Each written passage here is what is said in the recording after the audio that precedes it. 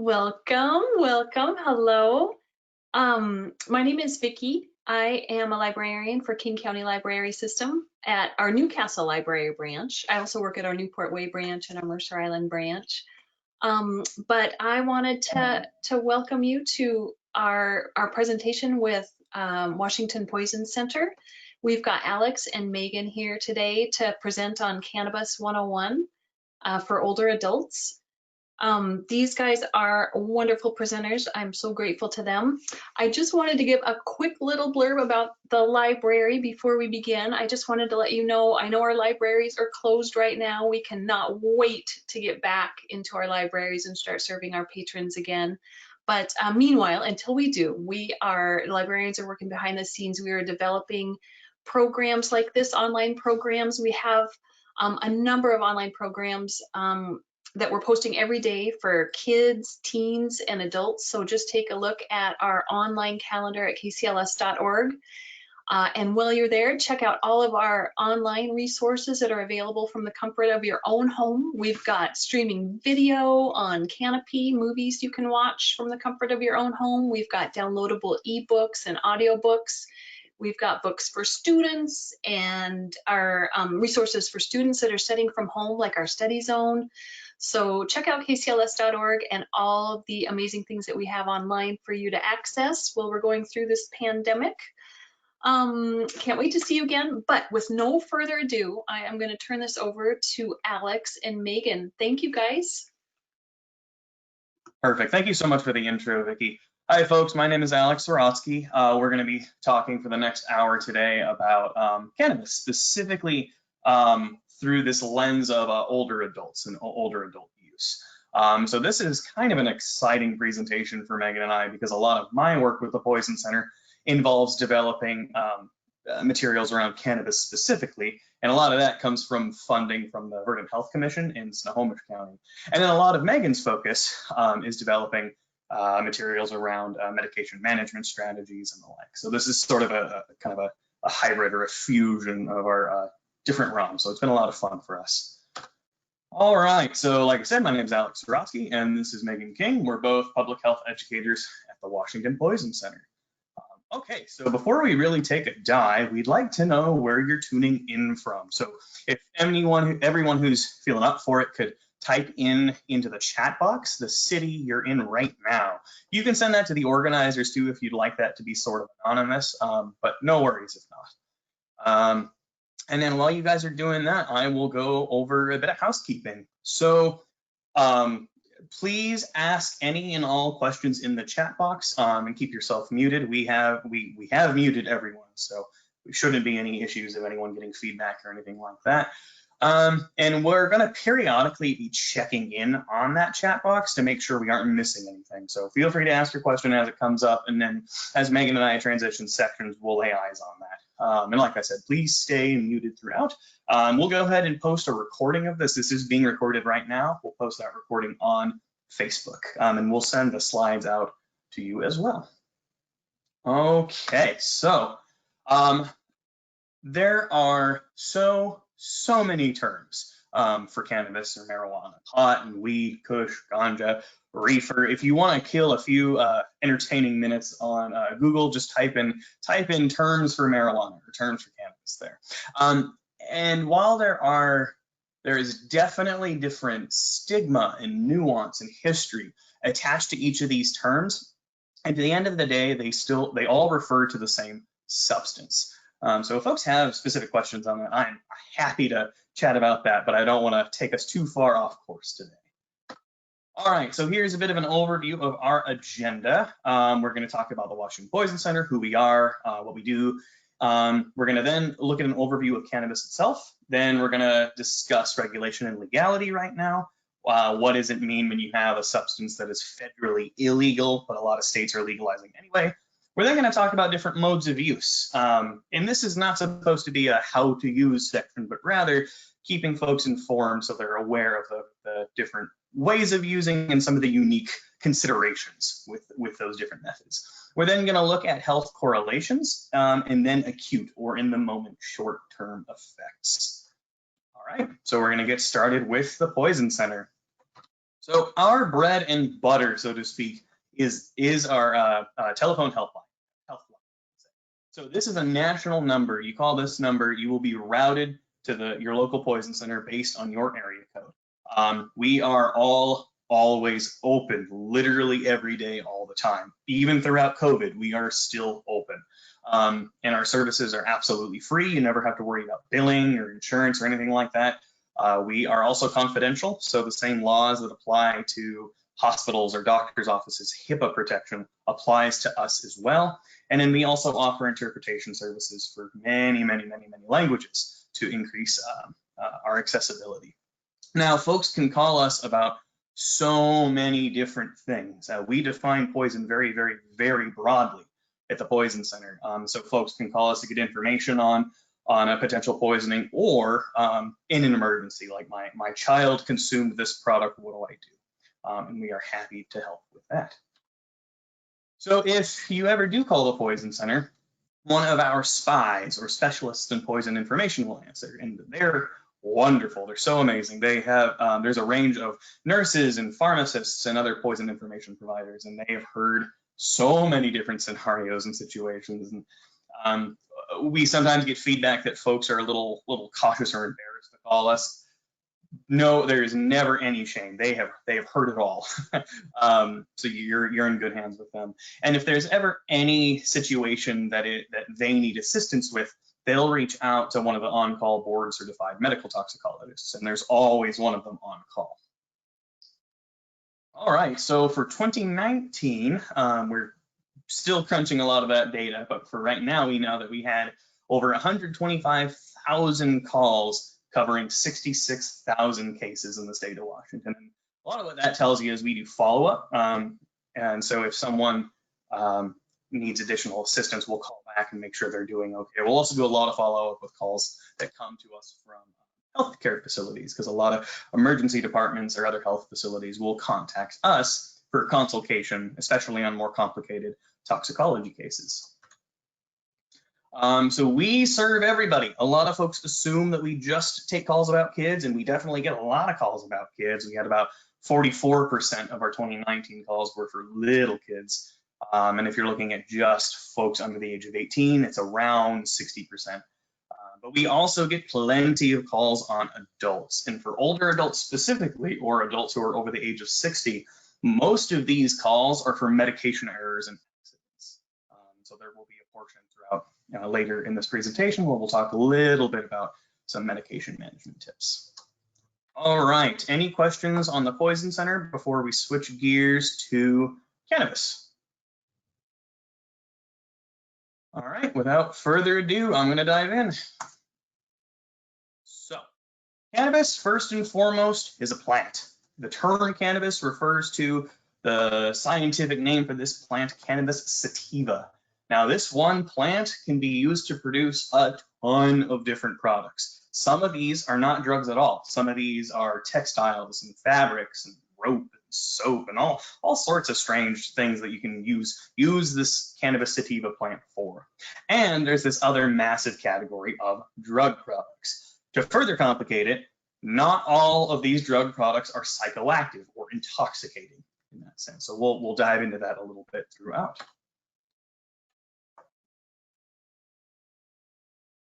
There we go. So the endocannabinoid system, this is a system that is in every human body, I believe every mammal body. And it does a whole bunch of stuff, and we're still learning more and more about it as time goes on, because it is a relatively recent discovery. Now, this system, we believe that it's neuromodulatory. So what that means is it helps regulate other systems in the brain and body. This term cannabinoid, this is going to come up a lot throughout the presentation. This refers to any chemical compound that binds to a specific, or to a receptor specific to the endocannabinoid system. That's a very broad definition. Now we have these two main buckets of cannabinoids. You've got endocannabinoids. These are the ones that are just in the body doing their own thing. Someone can go their entire life without ever using cannabis. They have endocannabinoids. There are also phytocannabinoids. Phyto means plant. So these are cannabinoids that come from plants. This is primarily cannabis, but there are also some other plants that have cannabinoids, such as cacao. That's what we get chocolate from, as well as certain types of echinacea. We're going to be talking about a couple specific cannabinoids today, but there are over 100 known cannabinoids to date. And so, like I said, we're still learning more and more about what the endocannabinoid system actually does. We think that by regulating various chemicals in the brain and body, it indirectly regulates all these other systems and functions, such as stress and anxiety behaviors, how we cope, how we learn, how we form and store memories, as well as our sense of reward, and a bunch more. So the two main cannabinoids we're going to talk about today are phytocannabinoids. Again, these are ones from plants. THC, this is the fancy version of this, is delta-9 tetrahydrocannabinol. This primarily binds to receptors in the brain. It will bind to receptors throughout the body as well. But it is the main psychoactive component of cannabis. So this is what's responsible for someone experiencing that high sensation or that intoxication. We're also going to be talking a lot about CBD or cannabidiol or cannabidiol today, and this mainly binds to receptors throughout the body. We don't believe it's psychoactive on its own. We do think that it can alter the effects of other cannabinoids such as THC. So it may make certain things more intoxicating, may make other things less intoxicating. You're going to get very tired of hearing us say this today, but we do need much more research in order to back a lot of the claims you hear around cannabis, as well as these individual cannabinoids.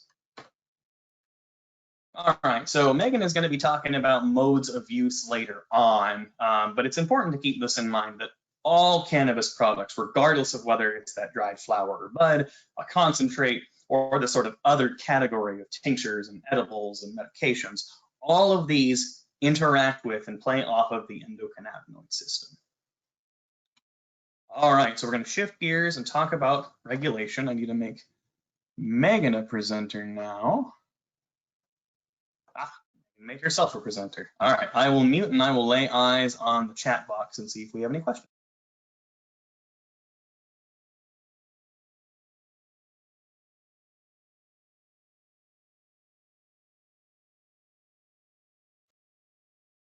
Megan, if you're there, it looks like you are still muted. There we go. That would probably help for you to be able to hear me. All right, everyone. So we're going to quickly talk through some regulation, both on the national level and here in Washington, and then we'll dive into those modes of use that Alex was talking about. So we'll start. Why aren't my slides advancing? Sorry, everyone. Technical difficulties here. Let's try it this way. There we go. Okay.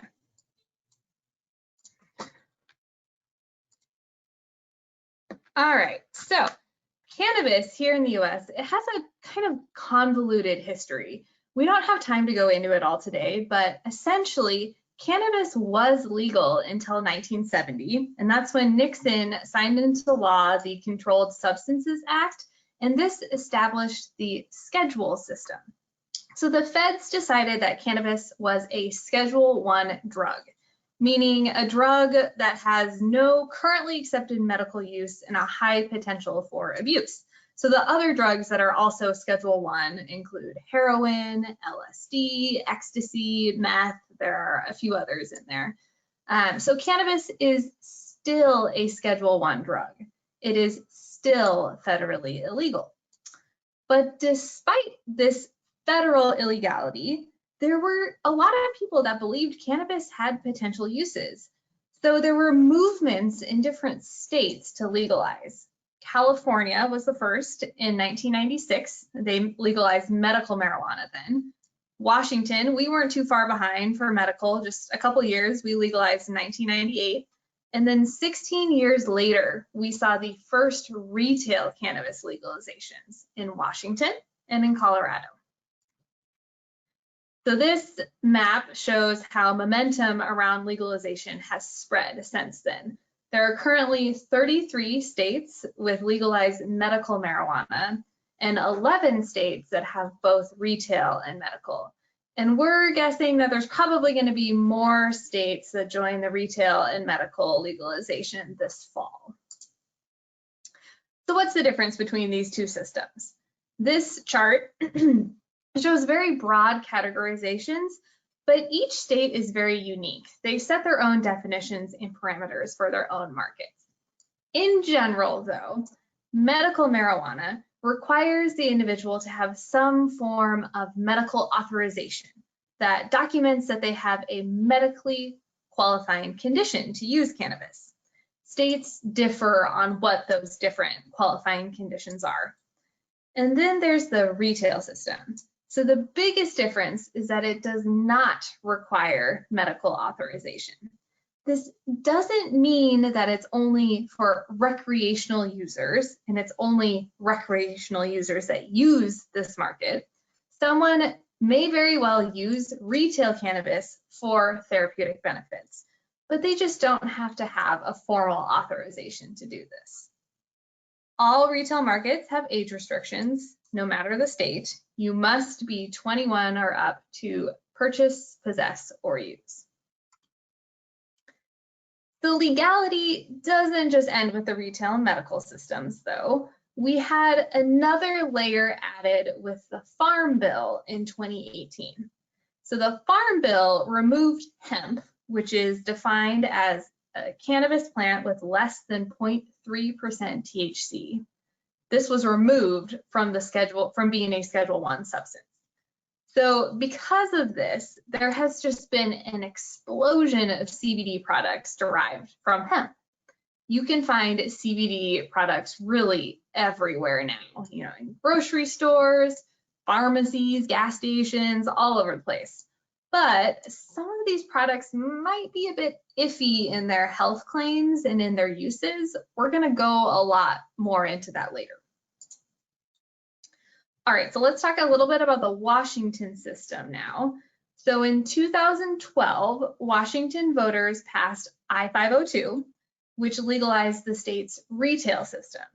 And under our system, cannabis can only be legally purchased from licensed retailers, and you have to be at least 21 years old. When someone has cannabis or is using cannabis, it is also illegal in Washington to do all of these things. You can't use in public, drive under the influence, grow at home unless you have a medical marijuana license. You cannot take cannabis across state and tribal lines. So even though Oregon also has legalized retail cannabis, you cannot take cannabis from Washington into Oregon and vice versa. It's also illegal to use cannabis on federal lands, waters, or any federally funded property. So if someone wants to take cannabis into Olympic National Park, that would be illegal because that is federal land.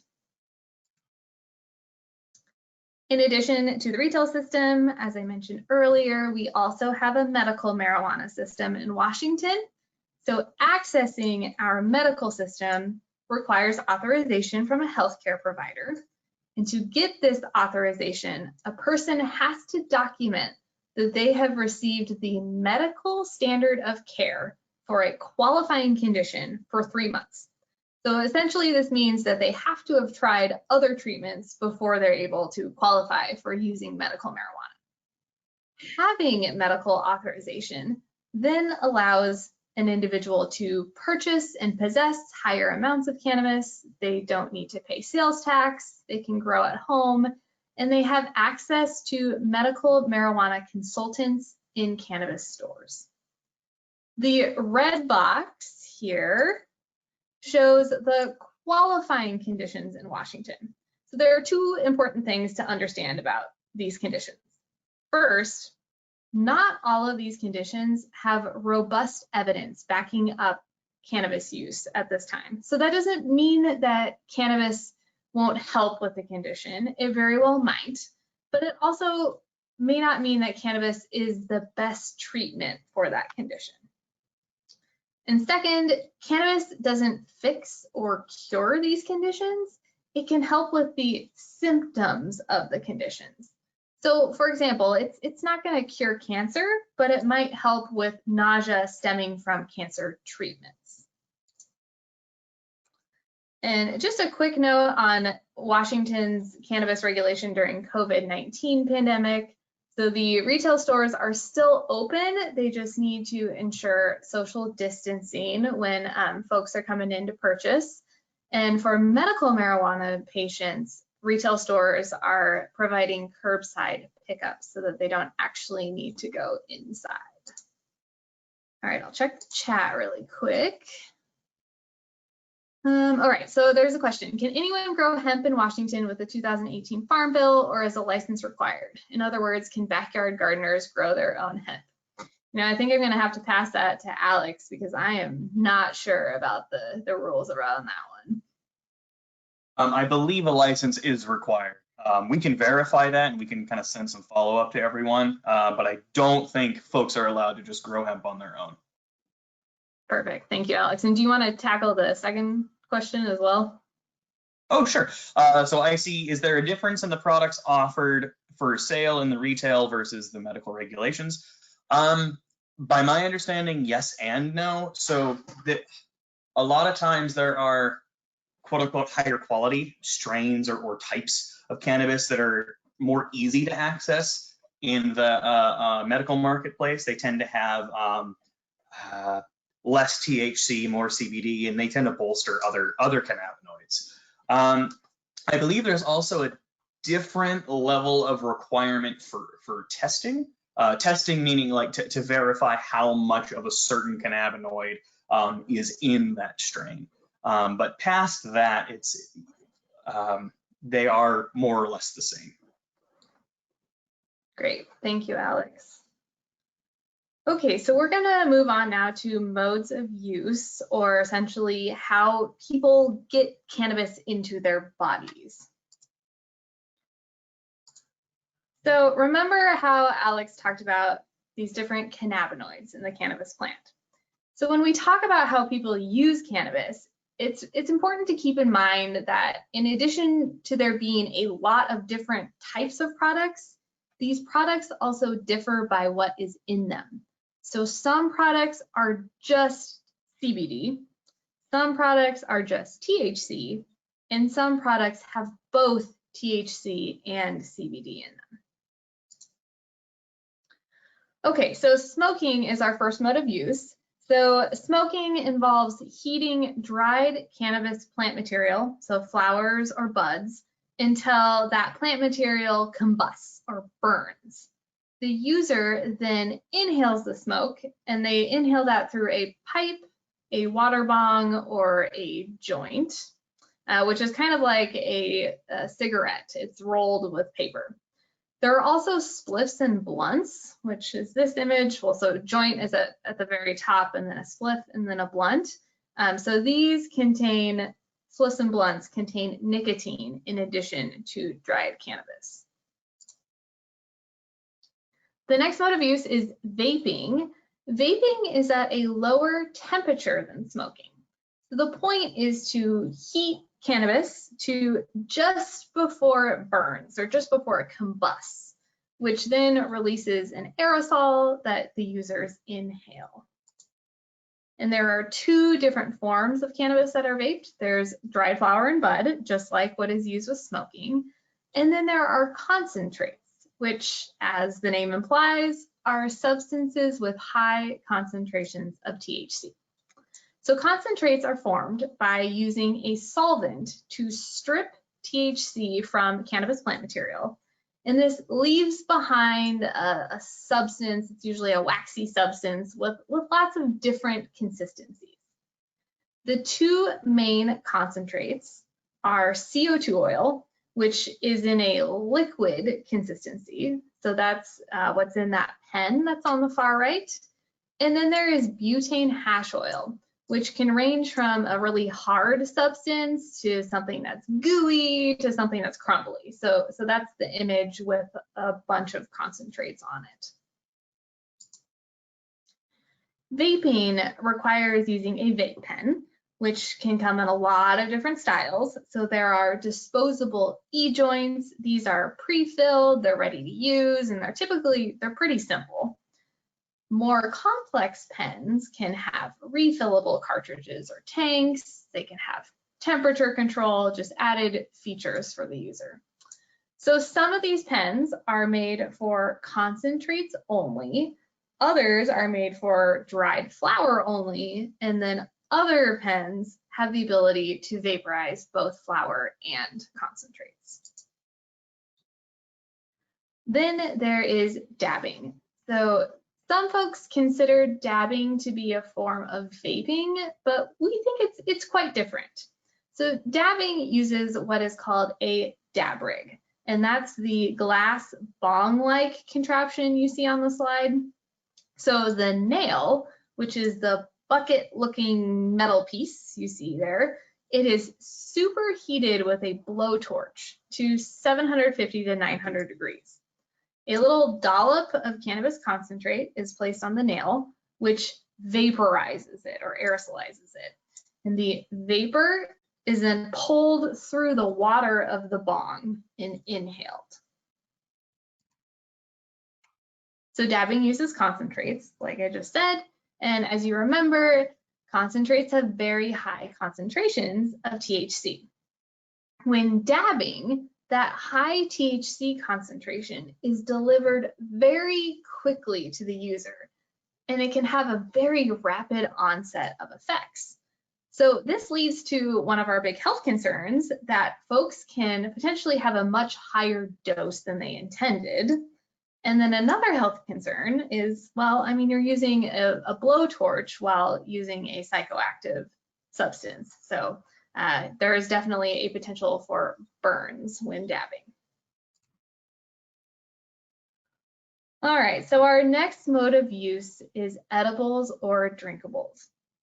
So THC is fat soluble, so it can be integrated into certain foods and drinks. And there is really a wide variety of edible or drinkable products. So there are like the traditional gummies, cookies, and brownies, but there are also sodas and teas, and there can be savory edibles like popcorn and crackers. Edibles are generally dosed with 10 milligrams of THC per serving. It is becoming more common, though, to see products with 5 milligrams or 1 milligram of THC per serving.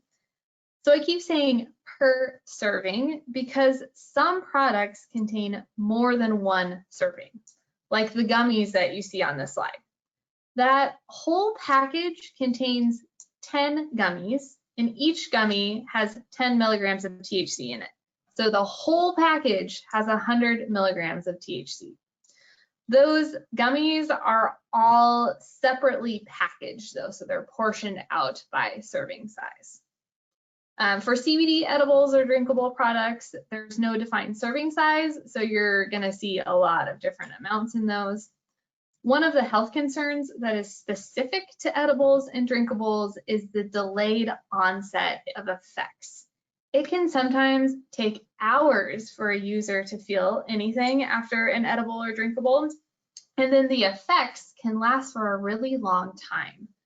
So this delayed onset is especially concerning with driving because someone might think that they're not feeling anything and they're good to go out and drive, when in fact they aren't because those effects might hit them. So you might have noticed the little red hand that was on the gummies package. So that is the Not for Kids symbol, which is required on all edible product packages in Washington. So the reasoning behind that requirement is that edibles, they're appealing. They usually look just like regular candy or treats. So kids might accidentally eat them. They might not realize that it is something that contains cannabis. So the logo was developed in partnership between representatives from the cannabis industry, the Washington Liquor and Cannabis Board, and the Washington Poison Center. So that's our poison helpline number at the bottom of the logo, in case the child does eat or drink a cannabis edible or drinkable. And that logo also helps remind people to keep any products that they have out of sight and out of reach of kids. So the remaining modes of use are what we call alternative methods. We're only going to give you some detail on tinctures and topicals, but there are lots of other kinds of alternative methods. There are suppositories, medications, and just really a growing number of ways that cannabis is produced and used. So we'll go through tinctures and topicals now, but know that there is very little research on these alternative methods. A lot of the information that I'm going to share with you is from sites like Leafly, which if you haven't heard of Leafly before, we say that it's a cannabis industry website that's very similar to Yelp. So just take what we're saying with a grain of salt here, because there just is not a lot out there on these products. Tinctures are essentially cannabis-infused alcohol or vegetable glycerin-based solutions. So they're typically found in dropper bottles like the ones that are on this slide, because the dropper enables the user to have control over the amount that they're taking, over their dose. So a person can either drop the tincture under their tongue, or they can incorporate it into food and drinks, which would make it very similar to an edible or drinkable. Because there are these different ways that tinctures can be used, the onset of effects can really vary. So it can be anywhere from 15 minutes to over an hour. Topicals come in the form of lotions, creams, balms, oil, lots of other different things. So they're generally non-psychoactive when they're used, because cannabinoids that are put on skin usually don't enter the bloodstream, so they wouldn't be psychoactive. The one exception to this is transdermal patches, which has other chemicals that are added in to enable cannabinoids to enter the bloodstream. So these can be psychoactive. Think of these transdermal patches kind of like the cannabis version of a fentanyl patch. So if they're non-psychoactive and typically don't enter a person's bloodstream, why are people using them?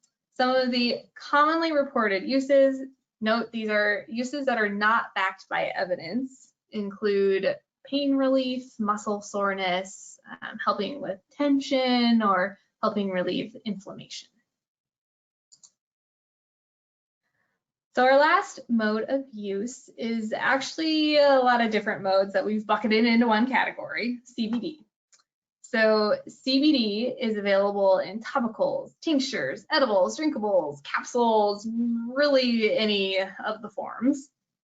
What we want you to take away today, though, is that even though hemp was legalized, there is no regulation currently for CBD products outside of licensed cannabis retail stores.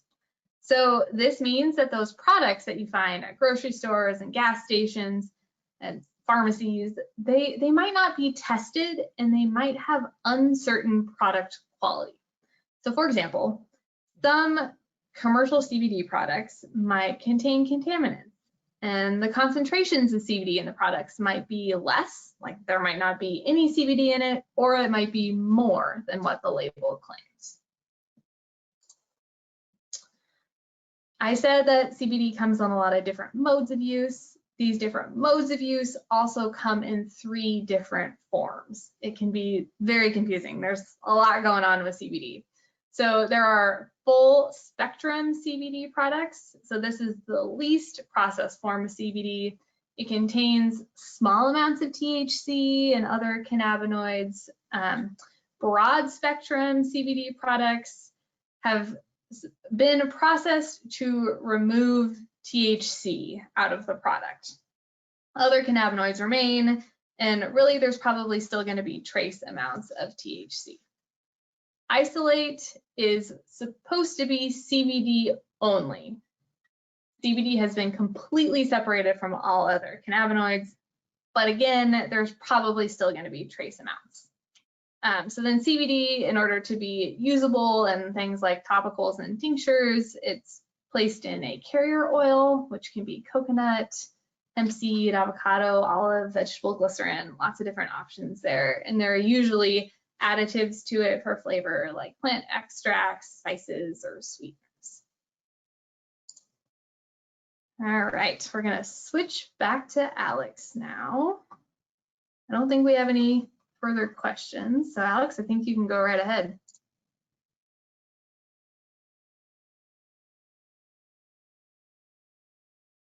All right, here we go. Cool, I think it's all set correctly. So we're gonna now, I'll speak just on a couple of slides about older adult cannabis use. And of course, it's tricky. There are data challenges. So part of the struggle with this is a lot of the data that does exist is based off of self-reported information, which can be useful, but also has some reliability issues. It's also a bit dated, so a lot of it comes from before retail legalization was occurring. And it's also, it tends to be national level data, so we have even less information about like local areas such as the state of Washington or King County or a given city. From what we do know, there is a difference in use by age cohort. So for folks between ages 50 and 64, the different sources we have, there's a range of 5.6 to 9.1% of this population report using cannabis as of 2014. And then for folks 65 and older, 1.3% to 2%. Again, that ranges because we got a few different sources there. Generally, there are some general trends. The proportion of older adults who are using cannabis is increasing. And generally, the proportion of older adults who perceive a risk of harm from cannabis use is decreasing. This can be somewhat concerning when a risk of harm is decreasing because it tends to correlate with this increase in use over time. All right, so why do older adults report using? One of the biggest reasons is the folks report using medically. So whether it's to try to help deal with pain, treat anxiety, appetite, or weight loss, help with depression, or help with sleep disruption or insomnia. Now, I think Megan said this earlier, a lot of folks who are using medically, their reason for using is medical. They are not necessarily in the medical marijuana system. They may be purchasing through the retail system to use medically. And one of the biggest reasons is that this is viewed, cannabis is often viewed as an alternative to other meds that may have some side effects folks are frustrated with. And one of the bigger reasons folks are using too is folks are a lot of older adults now are baby boomers, and a lot of baby boomers have reported previous lifetime use, so using back in the 60s or the 70s. And now that there's this increased social acceptance and legal acceptance, a lot of folks are much more willing to try. And like I said earlier, there's this decreased perception of risk. So I'm now going to switch gears to talk about health correlations. I'm going to lay eyes. Oh, that's a great question. What's the definition of older adults for this presentation? Typically, unless we say otherwise, it's going to be 60 and ages 60 and up. That's how the Poison Center categorizes that. Oh, and it looks like Megan answered that anyway. So you get the verbal answer as well as the written one.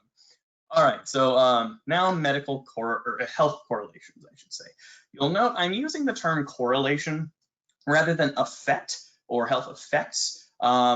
Mainly because of the state of the evidence right now. We, again, need more research to fully back and understand a lot of health claims. And a big part of the reason as to why there's not enough is that it is a Schedule 1 substance, and it's very difficult to get approval for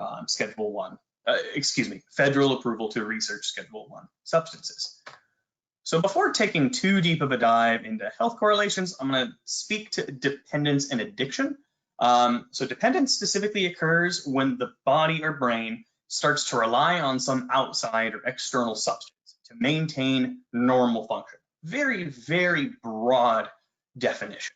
And my kind of cheesy example of this that applies to my life is coffee, caffeine, really. And I joke, and it is quite true, that I do have a physical dependence on caffeine to maintain normal function. Normal function in this sense would be my alertness level, or how awake I am. So tolerance occurs when your body starts to, when you start to need more and more and more of this outside substance to maintain that normal function. Our bodies are efficient, and in a lot of ways, our inner mechanisms are quite lazy. If they don't have to produce a thing, they're not going to if they're getting this outside source. And so with dependence and tolerance, withdrawal symptoms can occur when someone reduces or quits taking in that external substance. And there's a big range of withdrawal symptoms depending on the substance. So addiction then, and again, this is a very broad definition, addiction occurs when that physical dependence starts to disrupt other aspects of life. And dependence itself, that physical dependence, is a symptom of addiction. All right, so we bring this up because there is so much rhetoric that cannabis is not addictive, or not physically addictive, or doesn't invoke physical dependence. And while it is not as physically addictive as other substances like heroin or nicotine, so massively addictive, folks who reduce or quit their cannabis use report withdrawal effects or withdrawal symptoms. And anytime there is a withdrawal symptom, it implies dependence. Common withdrawal symptoms for cannabis, folks report sleep disruption is, I think, the most commonly reported, but also anxiety, irritability, depressed mood, and headaches. And we're going to talk about some of the evidence behind the helping with sleep, anxiety, and depression. Now, one of the bigger challenges with this is that withdrawal symptoms are often confused or conflated with reasons for using cannabis. So sleep disruption, for example, a lot of folks report using cannabis to help with sleep. And it can work sometimes, and we'll go into this a bit more later, but they may develop a tolerance to cannabis, and then they need to take more in order to help with sleep. And then if they stop, they may have increased sleep disruption. So then they start to form this chicken and egg scenario of, am I sleeping poorly because I'm not taking cannabis, or what? So it can get kind of tricky there. So another challenge is that dependent symptoms can often resemble just signs of aging. And so this can range depending on the person, but drowsiness and dizziness, memory impairment, falls, these are all common signs of dependence and of aging. So this makes it even more difficult when we're looking at problematic cannabis use or cannabis dependence amongst older adults. All right, so for this section, we're going to go through a series of evidence statements. And I'm going to try to go through kind of quickly because I realize we're getting a little close to noon here. So these statements come from these two big reports. The one on the left is from 2017. The one on the right is 2018. These should be publicly available, but if folks have an issue accessing them, let me know and I can send you the link for it. So what we did is we took the level of evidence statement and we linked it to a plain language statement. A little more interesting to say we very likely know something than we have substantial evidence to back the claim. That gets really tedious for everyone involved. And then I further linked that to a letter grade to sort of highlight the quality of evidence backing a given statement. All right, so we're going to start with therapeutic effects. We know this is an A level of evidence. We know that certain cannabinoids are effective at treating nausea and vomiting for folks receiving chemotherapy.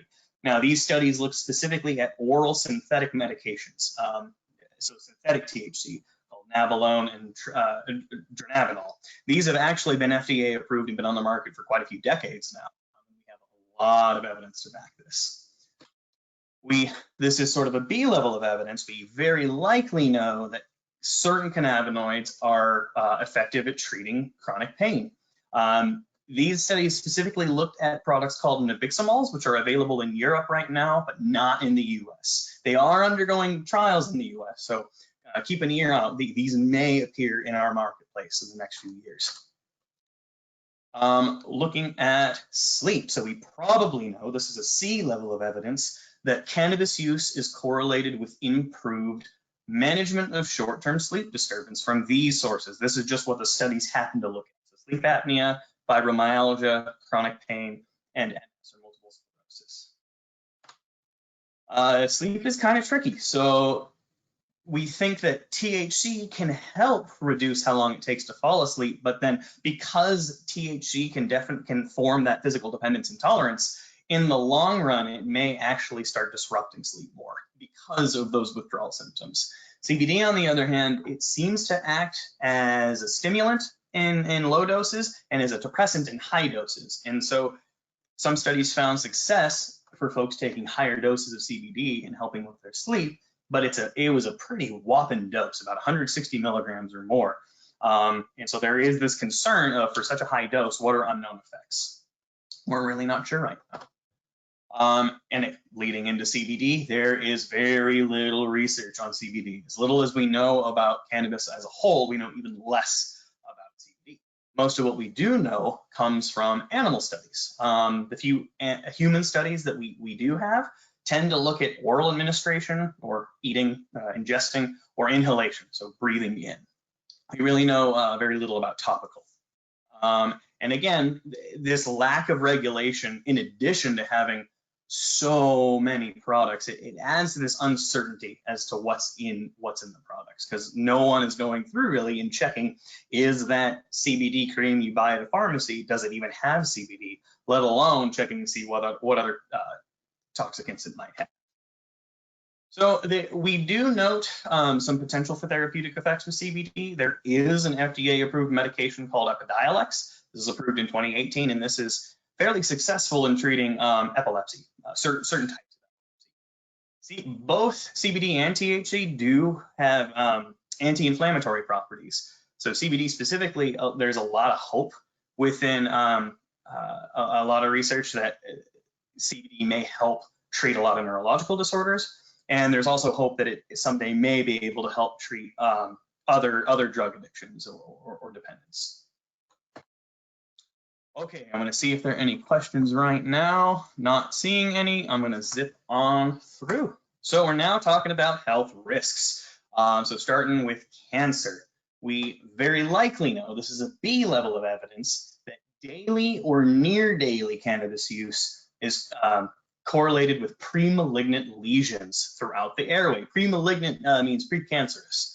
What's so strange about that, though, is that looking at other research, we've not been able to find a correlation between cannabis use and lung cancer or other head and neck cancers. The one cancer that these sources identified as having a correlation with cannabis use was non-seminoma testicular cancer. Now, just because we can't find evidence of a lung cancer correlation doesn't mean there aren't other issues coming from cannabis use in the respiratory system. So there's a correlation, this is a B level of evidence, between overall worse respiratory systems, or symptoms, not systems, excuse me. This is specific to cannabis smoking. And so these symptoms include chronic cough, phlegm and sputum production, and wheezing. There's also more frequent episodes of chronic bronchitis. We also note that there is, again, this is a B level of evidence, so we very likely know that very heavy use, again, this is daily or nearly daily, folks who use daily or nearly daily are more likely to experience memory impairments. And one study found that, this was adults specifically, after abstaining, quitting entirely, these memory impairments lasted for a week or more. Bit on anxiety. So we don't have a great sense of direction with anxiety, right? And cannabis use, we do know that the correlation is there though.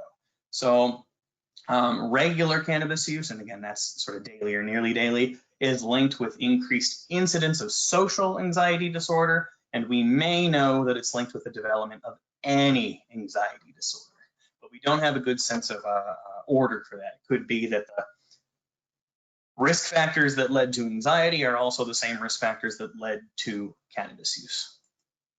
A little bit on depression. We do have a better sense of direction with depression than with anxiety. We probably know of a correlation between cannabis use and an increased risk of later developing depressive disorders. But what we don't know is if cannabis use alters existing depressive symptoms for those who have a depressive disorder. This is a very heartbreaking slide.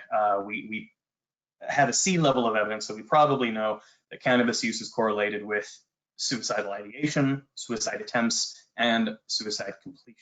Now, this is a dose-dependent relationship, so the more cannabis use that occurs, the greater that correlation is. There's a resource at the bottom there for the crisis connections, the 24-hour crisis line, and this is in the slides again if folks need that. So the Poison Center, we're always concerned about any intentional use for any substance. And in 2019, 17% of all of our cases were intentional. And this is across all ages. Now looking at suspected suicide for 2019, we had 11% of all of our cases. And again, this was across all ages. Now this is especially concerning for us right now because of everything happening with COVID. There's increased stress. Folks are experiencing a lot more isolation, and both of these increase our risk of anxiety and depression. And so, and by extension, it may increase one's risk of substance use, self-harm, and or suicide. Here is another resource for suicide assisted prevention. So the Suicide Prevention Lifeline, that 1-800-273-TALK. And then for immediate help after self-harm, call 911, whether for yourself or for another. All right, so last slide on health correlations, some of the risks with CBD specifically. There is a concern for liver injury. CBD might interact with certain enzymes that are in the liver, and the liver is sort of one of the big processing centers of the body, and it's where we break down a lot of other medications and other substances. And so there's a concern that CBD might alter that process, and it may lead to increased interactions. Megan will speak to that in a little bit. So the World Health Organization, this is kind of interesting for CBD, is not actually identified potential for dependence. So it doesn't seem to have that same physical dependence development as THC does. But again, there is this concern of any adverse reactions from medication interaction. And one of our big concerns right now is that there are so many false and misleading claims about CBD. And if folks believe the false or misleading claims and follow through with them, they may delay seeking out appropriate and important medical care. All right, so we're going to switch back to Megan. I will stop sharing my screen. Here we go. All righty. Okay, so we only have about 7 minutes left, so I'm going to go through this really quickly. Just know that Alex and I, we will stay online for a while afternoon in case you have questions, so we don't need to end right away. Okay, so Alex covered some of the longer term effects from cannabis, but there are also acute or in the moment effects to consider. We're going to start with this slide, which shows how the potency of cannabis has increased over time. So the text on this is pretty small and it looks like it's a little bit blurry as well, but the graph starts at 1972 and goes to 2016, and it shows the average THC content of cannabis. So as you can see, it has increased a lot. And remember how Alex talked about how some older adults may start using cannabis again because they did so when they were younger. Well, when they do so, they could be taken by surprise with how much stronger cannabis is now, and they might experience much stronger symptoms than they expected. So what are those symptoms? This chart shows how we at the Poison Center classify acute symptoms stemming from cannabis use. So the symptoms that a person experiences, they are highly dependent on how much they use, what the different ratios of THC and CBD are, and just how their body, their metabolism, and their tolerance responds to using a substance. But typically we can see these symptoms mild or moderate of being sleepy, euphoria, so feeling really good, loss of social inhibition, giddiness. We get concerned when symptoms reach the severe level though. So dilated pupils, decreased tone, so floppiness, flaccid muscles, and then coma. So there have actually been cases of temporary coma, but so far just with kids. So it can be a very serious thing. So you'll see that I don't mention death on this slide. So far, there have been no documented deaths by cannabis overdose. But that doesn't mean that cannabis use hasn't led to death in a different way. So its symptoms can alter a person's ability to safely do other activities, like driving, which could then lead to severe injury or death. So driving, we have that up on this slide. The acute effects from using cannabis. So it impacts, THC specifically, impacts a lot of the skills that are required for safe driving, like your reaction time or coordination and concentration. So this puts the user and the people around them at higher risk of accidents. In Washington, we're actually seeing an increase in polysubstance DUIs. And so the most common combination of substances, so polysubstance means more than one substance, the most common combination is cannabis and alcohol. Alex and I, we've heard a lot about this, and it's this really odd phenomenon of people claiming to use cannabis as a way to sober up, but cannabis definitely does not work that way. So it's a really big concern with driving. Another risk is medication management. So cannabis use often has cognitive implications because THC, it can impair a person's attention, their short-term memory, and those are really important skills for taking medications. THC can also alter time estimation. This is an interesting one. So someone who is high essentially can have difficulty knowing how much time has passed. What's actually only been 30 minutes may feel like it's been a couple of hours. So when taking medications, this whole time estimation piece might mean that someone takes their medications too close together. Or with the effects on attention and memory, people might miss doses or double dose, or the effects on cognition can also make it difficult to understand medication instructions. There are also drug interactions. So regardless of how cannabis is consumed, THC and CBD are both processed by the liver. So when they're being processed, they can temporarily affect the body's ability to process other drugs. And this is what we call an interaction. Those other drugs can build up in the body and have stronger or longer lasting effects, which depending on the drug can be pretty harmful for an individual. I'm not going to go into the specific drugs that can interact, but there can be increases in drowsiness with some drugs, or increased risk of bleeding with others, or effects on blood sugar and blood pressure. I didn't list the drugs here because interactions can be very hard to predict. So it's best to talk to a doctor or a pharmacist, or if they aren't sure, you can always call the Poison Center. Alex and I talk to our call center staff, and they are very willing to talk to people about potential interactions. Our final intoxication risk is with falls. So this can stem from the effects it has on coordination and concentration and reaction time, as well as some of those effects we just talked about with drug interactions. So how can an older adult decrease their risk with all of the concerns we just covered? They can use medication management strategies. One strategy is to have a medication calendar, and this can help mitigate some of those memory effects. So you check off medications as you take them. Pill organizers are another great system. Those can be pill boxes or bubble packaging from pharmacies. These can all help older adults know that they've taken the right dose at the right time. And a medication list is great as well, especially to check for interactions. So an older adult should be sure to include any over-the-counter medications, vitamins, supplements, prescription medications, and cannabis if it is something they regularly use.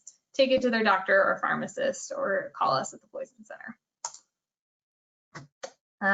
Last minute. Okay, so Alex and I get asked this a lot. What do you do if someone is too high? There are lots of rumors out there on different methods to decrease someone's level of impairment, but there actually is no proven way to do that.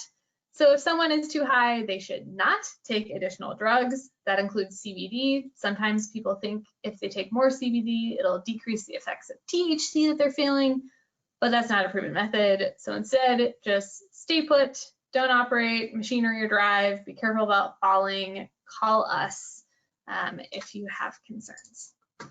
And there's our phone number again. Oof, all right, sped through that.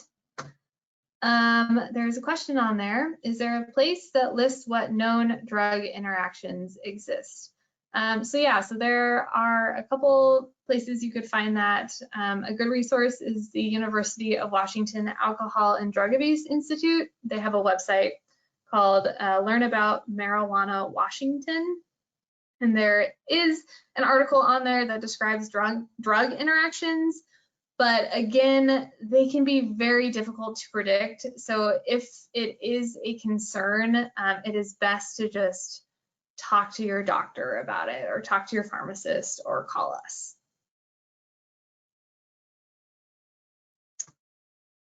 Perfect. Thank you, Vicki. The website is right there.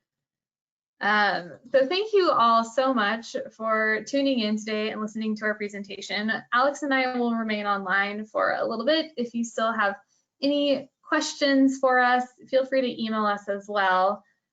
We do have some upcoming presentations with the King County Library System. It'll be at the same time on Thursdays for the remainder of April and through May. And when Vicki sends out an email after this presentation with the recording and slide deck, she will let you all know when those presentations are and the links to register for them. Yep, I just wanted to say thank you so much, Alex and Megan. That was fantastic. I learned a ton of stuff I had never heard about dabbing. Just really great presentation. Thank you so much. And I just wanted to let our team out there know that I will be sending up a follow-up email to all of you that registered that will include the links to the slides for this show as well as the recording, and also include some contact info in case you come up with questions afterwards. As well as the upcoming presentations that we have with Alex and Megan that are coming up over the next few weeks. So thanks everyone for attending, and thank you, Alex and Megan. Absolutely wonderful. You're welcome. Absolutely, it's our pleasure. Oh, and I'm seeing a couple other questions. So does it generally raise or lower blood pressure? That's a really good one. So I've not seen a ton of evidence either way. What I have seen suggests that for new users, especially in acute intoxication symptom, it tends to increase heart rate and blood pressure. Some folks hypothesize that for regular users, it starts to lower blood pressure in the long run. But again, we don't have robust evidence on that. And I personally don't actually know about blood sugar. There was a follow-up question. Does it generally raise or lower blood sugar? Megan, I can't recall. Have you come across information on blood sugar? Yeah, David, I'm not sure if maybe you're potentially asking this for drug interactions for both blood pressure and blood sugar. So that's really going to depend on the medication and the specific interaction it has with THC or CBD. So again, that's just something that you're going to have to talk to a doctor or the Poison Center about. Just in general. I know I have seen stuff about blood sugar, but I don't feel confident in answering that right now. I think that's something that Alex and I can look up, and we can let you know. Yeah, I have a list of follow-up to send out to everyone, and I've added blood sugar to that list. Perfect, thanks.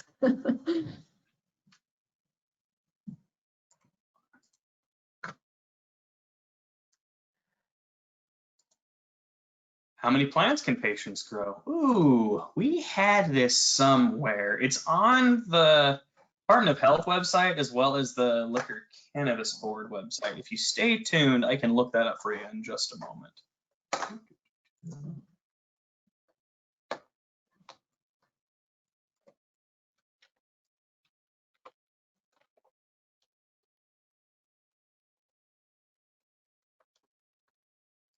Yeah, folks can feel free to drop off if they don't have any questions, and Alex will look that up. I'm gonna stop the recording right now, but we can Perfect.